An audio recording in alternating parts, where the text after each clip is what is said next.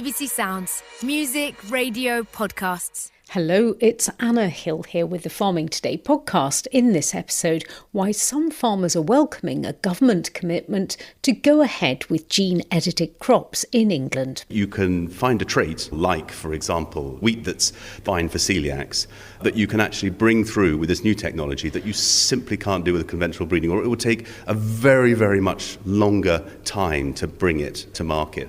First, though, today, the creation of new small abattoirs to replace those we've lost should be supported by government funding. That's according to the Rare Breed Survival Trust. The latest closure is Newman's Abattoir in Hampshire, which is now set to shut its doors at the end of January. We don't know as yet what's led to this closure, but Christopher Price, Chief Executive of the RBST, says it's part of a much wider trend. The Food Standards Agency estimates that we're losing 10% of our local abattoirs each year.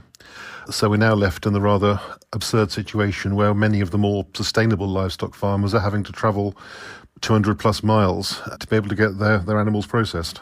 I mean, there's clearly welfare implications, but there's also so much of smaller farmers' brands are based on the idea of local connections and higher welfare standards and lower environmental footprints. And all that goes if we don't have a comprehensive network of local abattoirs. And generally speaking, why does it matter if we don't have the smaller abattoirs? What does it actually mean for farmers who are, for instance, breeding rare breed cattle? The larger, more intensive industrialised abattoirs are set up to process large numbers of similar animals at speed. And so most of them won't take small numbers or animals which have particular distinctive traits like thick coats or horns or, in some cases, black skins, which effectively rules out keeping many of our native breeds. So why are the smaller abattoirs closing? There's a variety of reasons. A lot of it is a lack of government support over many years. The last government, to their credit, did aim to try and address this with the Small Abattoir Fund, which was designed to help existing abattoirs. And before the last government went, there was talk of funding to create new abattoirs, which would have been wonderful. But we've had nothing of that under the new government. The most immediate threat is that the FSA, the Food Standards Agency, is considering significantly hiking the fees it charges abattoirs for regulating them.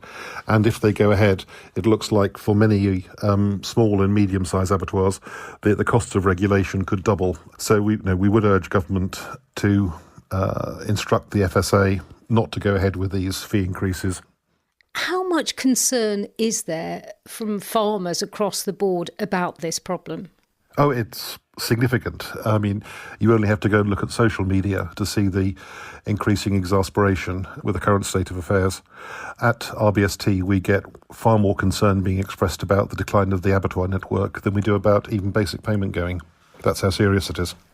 Christopher Price from the Rare Breed Survival Trust. DEFRA told us, we recognise that small abattoirs make a vital contribution towards maintaining our resilient food supply chain. We've committed £5 billion to the farming budget over 2 years, including more money than ever for sustainable food production.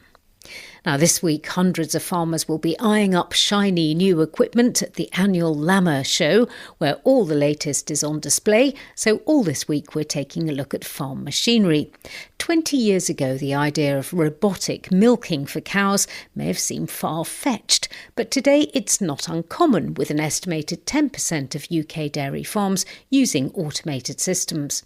Marie-Claire Carey-Jones has been to meet John Lewis, who farms at Tevree Farm in St George's in the Vale of Glamorgan. It takes about 4 to 6 minutes to milk each cow, and they come in as they want to come in. And there's a panel in front of us. Tell me what this is doing. It's just telling us how much milk is coming out of each quarter of the cow. We can keep track of each cow. There's much more detail of how they're performing, health of each cow, how much food they're eating. It's just much more efficient than our old system. I'm 63 and I felt like I didn't want to be milking cows twice a day the rest of my days. So we thought we'd try something different. Basically 4 hours of my day was in the milking parlour, milking the cows. I get more free time to do other jobs, or if I want to leave the farm, I don't have to rush back. And at the moment, the cows are in the shed. It's a cold winter's day, but they can go out in the summer. Yes, all the doors are open in the summer and they go out to graze, but they still come back in when they want to be milked. Have there been any downsides to this system? Not really. The cost is quite high, but because we're getting more milk, that's helping to pay it back. And this farm has been in your family for 5 generations? Yes, my father's 85 and he remembers milking cows by hand when he came home from school, and what a vast difference it is. I'm Antonia Foster-Middleton. So Antonia, we're now upstairs standing looking out of a window over the cattle in the shed below us. What sort of a difference has this system made to you and the family?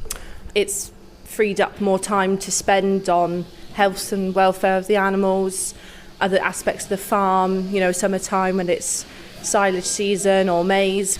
In the future, we'd love to get another robot in, expand the cows. It'll be easier to run the extra cows with the robots rather than everything having to go through a parlour.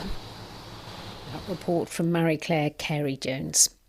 The DEFRA Secretary of State has given the go-ahead for progressing legislation to allow crops developed with precision breeding or gene editing to be grown in England. Steve Reed confirmed that secondary legislation will be laid before Parliament this spring.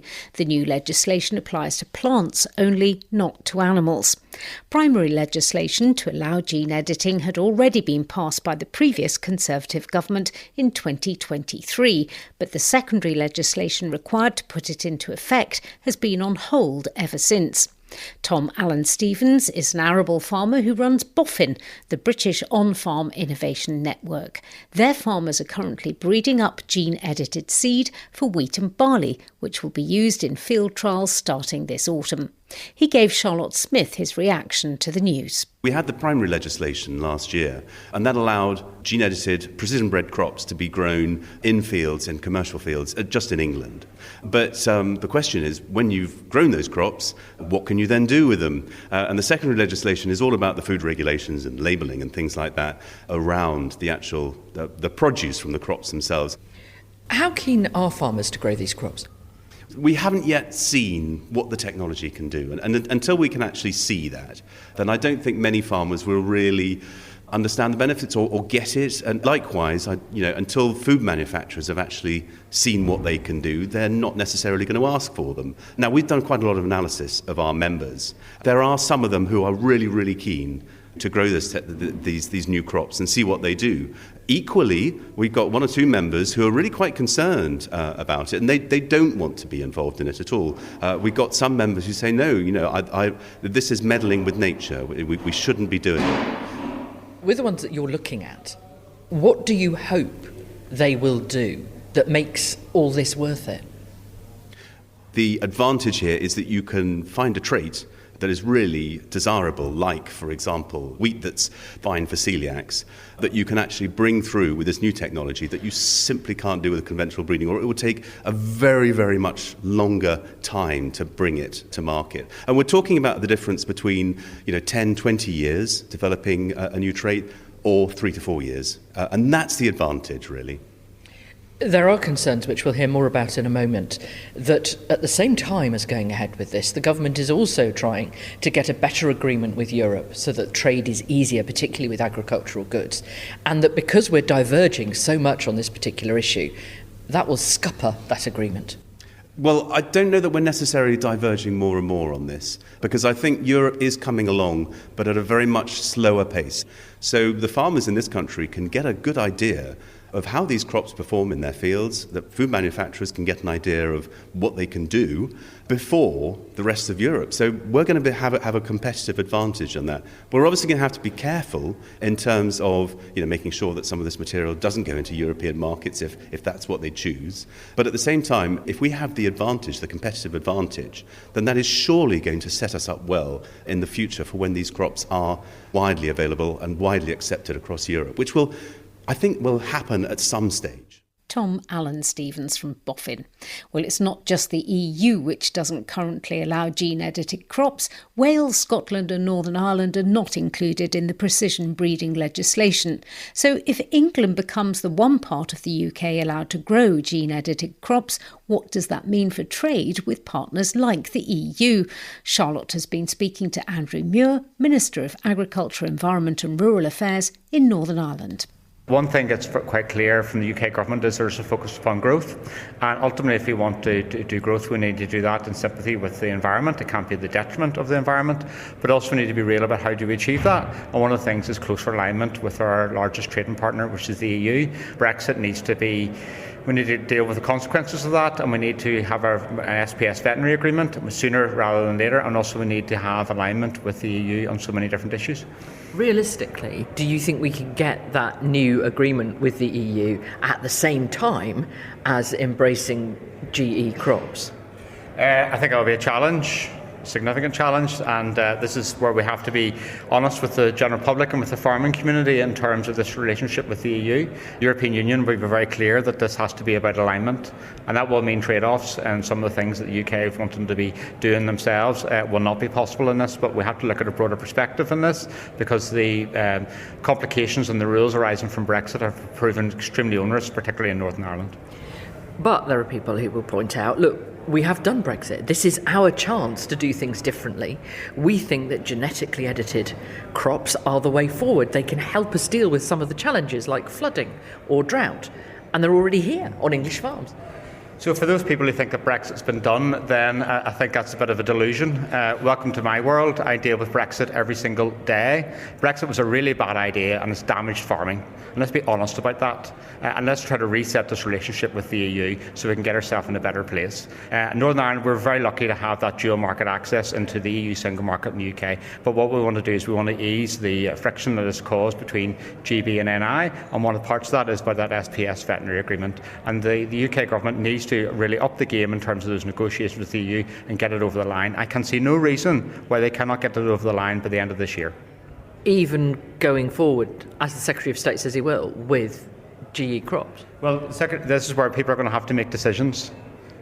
If they're going to talk to the public about growth, and they're also going to talk about closer alignment with the EU, they need to be honest with the public about some of the consequences as a result of that. There's lots of other things we can cooperate on across the UK, particularly around food strategy. We've launched our food strategy framework just recently. I know the UK are looking at theirs. There's lots of commonality around these things. There's also in terms of our future farm support development programmes, we can take lessons from that. I'm quite envious of some of the stuff that England's been rolling out in terms of elms, but we can also learn some of the lessons of some of the challenges that have arisen from that. And then also we have the soil nutrient health scheme in Northern Ireland. Fantastic scheme where we're actually testing the soil of every single farm across Northern Ireland. So let's collaborate on those things, but let's also be real in terms of this future relationship with the EU, what it will mean. And some people would say actually that has been a Brexit benefit, that we've left the common agricultural policy and we're designing things that suit us better. So we can develop policies that are bespoke to our needs, but let's not delude ourselves about the complexity and the resource that around actually developing new schemes. Northern Ireland's Minister of Agriculture, Environment and Rural Affairs, Andrew Muir. That's all from us today. I'm Anna Hill. The producer is Heather Simons. Farming Today is a BBC Audio Bristol production.